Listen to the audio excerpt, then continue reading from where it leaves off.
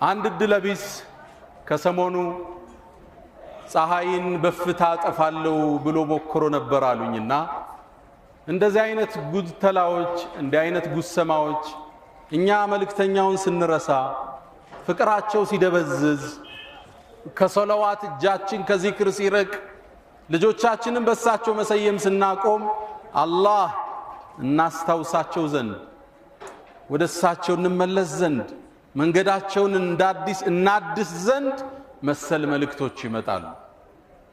يقول قطام من إلال إذا أراد الله نشر فضيلة طويت أتاها لها لسان حسودي الله يتزقان يترسان وبسب إنا مقلت سيفلق يحاسد ملاسي لكبتال يا سوس للسويا ورال يسوس زميات أفال يزان سب إنا يبلت إقلت أوال نبينا محمد صلى الله عليه وسلم ለአመታት ጥሪያቸውን ይዘው ከተነሱ በኋላ ስብእናቸውን ለማደብዘዝ አመታት ተሞክሯል።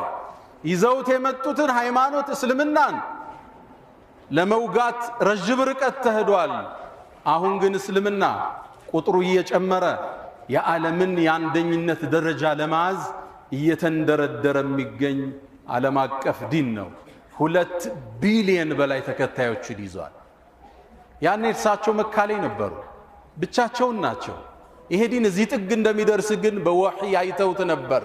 ለብሉገነ هذا الدين ما بلغ الليل والنهار ይሉ ነበር። ሰሃቦችን ወኔያቸውን ሲቀሰቅሱ ስሜታቸውን ሲያድሱ አይዟችሁ ይሄ ይጆት የተነሳው ጥሪ ሌሊትና ቀን ከደረሰበት የምድር ጫፍ ይደርሳል። ይሄው ዛሬ አፍሪካ ውስጥ ኢትዮጵያ ውስጥ አዲስ አበባ ውስጥ አንድ መንደር ላይ አንድ መስጂድ ውስጥ ይሄን ሁሉ ተከታይ አፍርተው አልፈዋል ነብዩና መሐመድ ሰለላሁ ዐለይሂ ወሰለም። አላህ የተሟላ ስብዕና ይሰጣቸው አይደለም ለፍጡራን ለእንስሳው ሁሉ አዛኝ የሆኑ ነብይ ሰለላሁ ዐለይሂ ወሰለም። የሳቸውን ነብይነት አይደለም ሰው አይደለም መላእክታ እንስሳት ሁሉ የመሰከረላቸው። አቡ ሰዒድ አልኹድሪ አንድን አስገራሚ ታሪክ ይነግረናል። ነብዩ ዐለይሂ ሰላቱ ወሰላም የመጀመሪያ ጥሪያቸው መዲና ላይ ይዘው ሲነሱ ከመካ ወደ መዲና ሲሰደዱ መዲና ገጠር አካባቢ የሚኖር አንድ ፍየል ጠባቂ የተከሰተውን ክስተት ተርኮልናል። አብረን እንከታተለው።